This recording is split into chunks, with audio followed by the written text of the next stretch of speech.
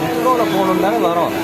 மெட்ரோவில் போகணும் தான் இப்படி வருது. எல்லாரும் அங்கே போய் இறக்கி வீட்டில் இருந்து அதை போய்க்கலாம்.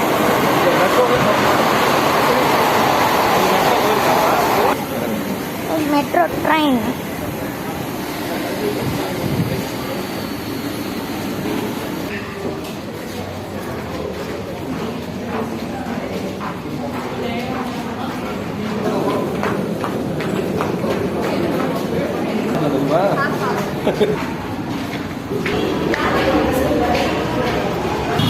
ஹலோ கைஸ், இதான் கைஸ் ஏர்போர்ட் இல்லை ஏர்போர்ட். இந்தியாவுக்குள்ள வெளில போகிறதுனால இந்த விமான நிலையத்திலிருந்து போகிறோம்.